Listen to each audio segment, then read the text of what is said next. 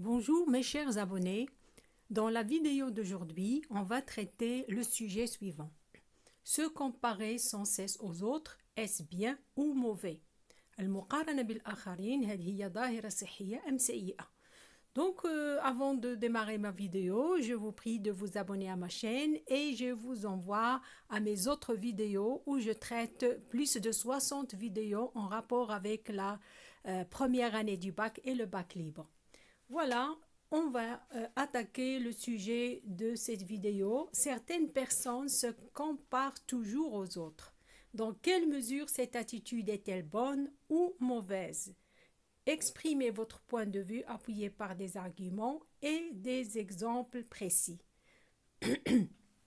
Donc, vous voyez que là, déjà, les mots-clés sont se comparer aux autres. Nous avons est-ce que c'est bon, c'est bien ou c'est mauvais. Donc, on a déjà ici les deux thèses. La première, c'est bien de se comparer aux autres. L'antithèse, c'est non, c'est mauvais de se comparer aux autres. C'est-à-dire, on va voir, on va travailler ou bien on va étudier les cas où se comparer aux autres est bien, est positif et dans quel autre cas c'est négatif. دونك المقارنة بالآخرين عند البعض أصبحت من العادات المترسخة في طباعهم. هل هذا تصرف صحي أم مرضي؟ عبر عن رأيك وعلله بحجج وأمثلة. Donc, comme vous voyez là sur l'image, on vous dit cessez de vous comparer aux autres. Parfois, on ne cesse de se comparer aux autres et à la fin, on devient malheureux. Donc, pour être heureux, soyez vous-même et oubliez un petit peu les autres. Introduction, comme d'habitude, il faut toujours définir le mot-clé dans, bien sûr, la première phrase de l'introduction. Donc, se comparer aux autres, c'est quoi? C'est mesurer sa situation, ses capacités, ses réussites, ses échecs, ses résultats avec ceux d'autrui, soit dans une bonne intention, soit par peur d'être devancé. C'est-à-dire, lorsqu'on se compare aux autres, on le fait soit dans une bonne intention, c'est-à-dire pour se situer par rapport aux autres, pour pouvoir faire plus, bien sûr, d'efforts si notre situation n'est pas comme on veut. Mais si on se compare aux autres uniquement par peur d'être dévancé, c'est que ça veut dire dévancé, c'est-à-dire que les autres nous laissent loin derrière, bien, on peut dire, et aussi pour voir ce qu'ils ont, ce qu'ils n'ont pas, et comparer avec ce qu'on a, et ça, c'est un peu mauvais parce que ça risque de nous rendre malheureux. Il s'agit en fait de se situer par rapport aux autres. Dans quelle mesure ce comportement est-il raisonnable? المقارنة بالآخرين هو قياس الوضعية الاجتماعية، القدرات، النجاح والفشل والنتائج المحصل عليها إما بنية حسنة أو خوفا وحسدا من تفوق الآخر. إذن إلى أي مدى يمكننا القول بأنه تصرف صحي وليس هوس مرضي؟ لأن فاش تولي داك ديما المقارنة بالآخرين تولي بحال الهوس عند البعض، تولي شو واش دار شو واش فعل خصنا نعرفوا واش دار. Là, ça devient vraiment maladif. Développement. Il est vrai que se comparer aux autres peut paraître naturel, même sain, c'est-à-dire très très sain, très positif. Lorsque l'intention, c'est de savoir comment on est par rapport aux autres, pour s'inspirer d'eux, ou tout simplement pour bien se connaître. Pour connaître bien sûr mes capacités, je dois me mesurer aux autres. Ça, c'est important. C'est ce qui arrive même partout, c'est-à-dire même dans les classes, tous les élèves, bien sûr, dans les contrôles, ils essaient de se comparer aux autres, de voir s'ils sont forts ou bien s'ils sont faibles par rapport aux uns et aux autres. Ça, c'est très positif puisque ça nous permet de connaître notre niveau et aussi de s'inspirer des autres, de voir comment ils font pour réussir. Dans la boîte à merveilles, Sidi Mohamed, le petit garçon de 6 ans, se comparait à ses camarades du site qu'il trouvait très différents de lui. Eux, très bruyants dans leur jeu où ils imitent les adultes, lui solitaire et pensif mais malgré tout heureux. Bien sûr, dans la boîte à merveilles, Sidi Mohamed était très différent de ses camarades, de tous les autres enfants de son âge, Mais malgré tout, on ne peut pas dire qu'il était un enfant malheureux. Non, il était bien dans son genre. Et les autres, bien sûr, ils sont comme ils sont, très bruyants, c'est-à-dire ils font beaucoup de bruit quand ils jouent. Ils imitent même dans leur jeu, ils imitent les grands. Lui, non, il se retire dans un coin, il prend sa boîte et il commence à jouer avec les objets qu'elle contient. Ainsi, cette comparaison est saine, c'est-à-dire elle est positive, dans la mesure où elle permet d'identifier les points de force ou de faiblesse pour savoir évoluer dans le bon sens.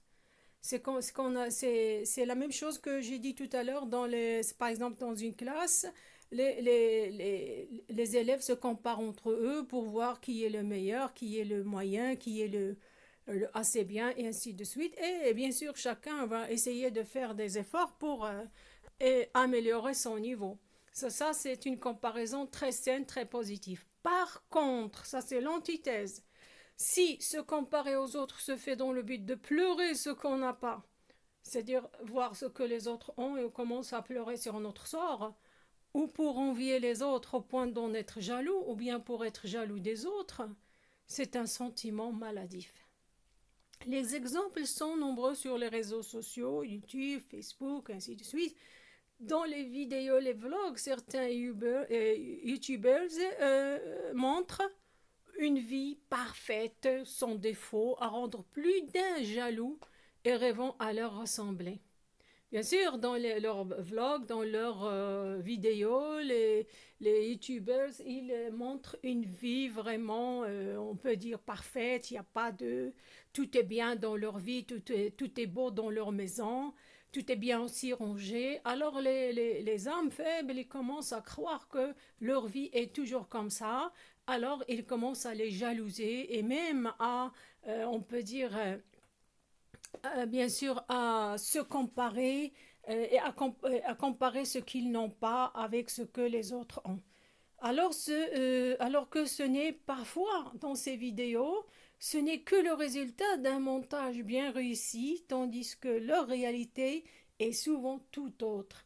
C'est-à-dire ces youtubeurs qui montrent on peut dire, cette vie sans défaut, sans problème, tout est bien. Donc, on peut dire que c'est peut-être que c'est-à-dire ils font un montage à leur vidéo et ils se débarrassent de tout ce qui peut donner une idée négative de leur vie. Ils ne gardent que le positif.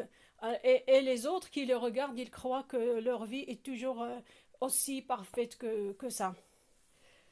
في الحقيقة المقارنة بالآخرين يمكن أن تكون ظاهرة صحية ومفيدة عندما يكون الهدف هو معرفة أين نحن من الآخرين من أجل معرفة أنفسنا جيدا وتطوير قدراتنا. فمثلا سيدي محمد في صندوق العجائب ستادير على بواط ميرفي كان يجد نفسه مختلفا عن باقي زملائه في الفصل، ولكن هذا الاختلاف لا يشكل له مشكلة كبيرة، فهو كان يميل إلى الانعزال والخيال وهم يلعبون بصخب ويقلدون الكبار في انفعالاتهم. فمثل هذه المقارنة إيجابية لأنها تجعلنا ندرك نقط قوتنا وضعفنا حتى نتمكن من استغلالها في تطوير ذاتنا. أما إن كانت المقارنة من أجل البكاء على ما فاتنا أو ما لم نتمكن من الحصول عليه والحقد على الآخرين فهذا إحساس مرضي. فمثلا على السوشيال ميديا اليوتيوبرز يظهرون في فيديوهاتهم حياة مثالية خالية من العيوب تثير غيرة تلك الفئة التي تنساق بسهولة وراء قصصهم المزيفة بحيث تركز اهتمامها على ما عند الآخرين وتقلل من شأن ما عندها. أن فاش نبقاو نشوفوا اشنو عند الآخرين تنساو شنو عندنا لأن بتاتر حنا عندنا شي حوايج اللي هما ما عندهمش.